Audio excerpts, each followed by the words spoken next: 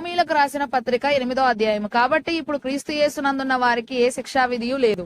క్రీస్తు యేసునందు జీవమునిచ్చు ఆత్మ యొక్క నియమము పాపమరణముల నియమము నుండి నన్ను విడిపించెను. ఎట్లనగా ధర్మశాస్త్రము దేనిని చేయజాలకపోయెనో దానిని దేవుడు చేసెను. శరీరమును అనుసరింపక ఆత్మను అనుసరించి నడుచుకొను మన యందు ధర్మశాస్త్ర సంబంధమైన నీతి విధి నెరవేర్చబడవలనని పాప పరిహారము నిమిత్తము దేవుడు తన సొంత కుమారుని పాప శరీరాకారముతో పంపి ఆయన శరీరమందు పాపమునకు శిక్ష విధించెను. శరీరానుసారులు శరీర విషయముల మీద మనసునుంతురు, ఆత్మానుసారులు ఆత్మ విషయముల మీద మనసునుంతురు. శరీరానుసారమైన మనసు మరణము, ఆత్మానుసారమైన మనసు జీవమును సమాధానమునై ఉన్నది. ఏలయనగా శరీరానుసారమైన మనసు దేవునికి విరోధమై ఉన్నది, అది దేవుని ధర్మశాస్త్రమునకు లోబడదు, ఏమాత్రమును లోబడనేరదు. కాగా శరీర స్వభావము గలవారు దేవుని సంతోషపరచనేరరు.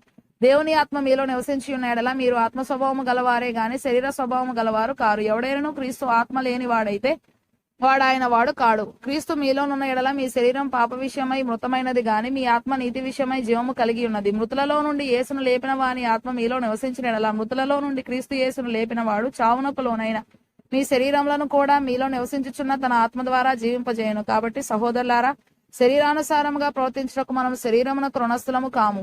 మీరు శరీరానుసారముగా ప్రవర్తించిన ఎడల చావవలసిన వారై ఉందరు గాని ఆత్మచేత శారీర క్రియలను చంపిన ఎడల జీవించెదరు. దేవుని ఆత్మచేత ఎందరు నడిపింపబడుదురో వారందరూ దేవుని కుమారులై ఉందరు. ఏలయనగా మరల భయపడుటకు మీరు దాస్యపు ఆత్మను పొందలేదు గాని దత్తపుత్రాత్మను పొందితిరి. ఆ ఆత్మ కలిగిన వారమై మనము అబ్బా తండ్రి అని మొరపెట్టుచున్నాము. మనము దేవుని పిల్లలమని ఆత్మ తానే మన ఆత్మతో కూడా సాక్ష్యమిచ్చుచున్నాడు. మనము పిల్లలమైతే వారసులము, అనగా దేవుని వారసులము. క్రీస్తుతో కూడా మహిమ పొందుటకు ఆయనతో శ్రమపడిన ఎడల క్రీస్తుతోడి వారసులము.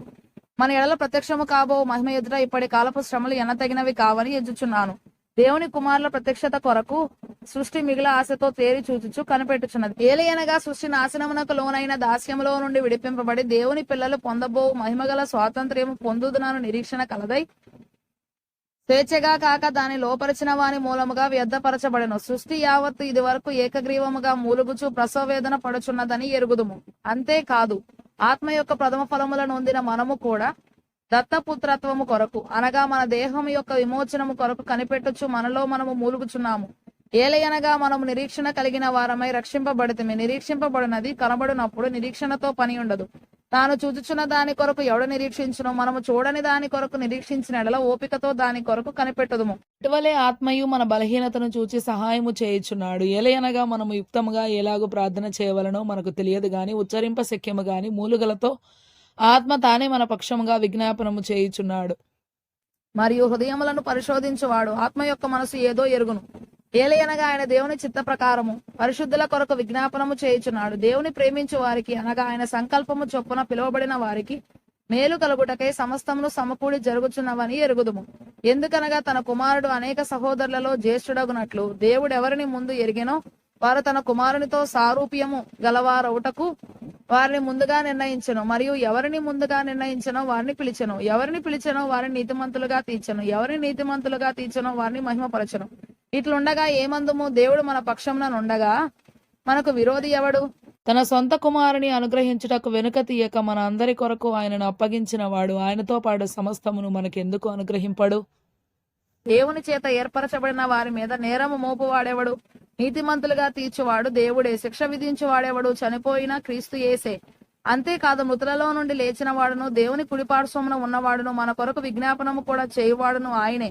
క్రీస్తు ప్రేమ నుండి మనల్ని ఎడబాపు వాడెవడు? శ్రమ అయినను, బాధ అయినను, హింస అయినను, కరవైనను, వస్త్రహీనత అయినను, ఉపద్రవమైనను, ఖడ్గమైనను మనల్ని ఎడబాపున. ఇందును గూర్చి రాయబడినదేమనగా, నిన్ను బట్టి దినమెల్లా మేము వధింపబడిన వారము, వధకు సిద్ధమైన గొర్రెలమని మేము ఎంచబడిన వారము.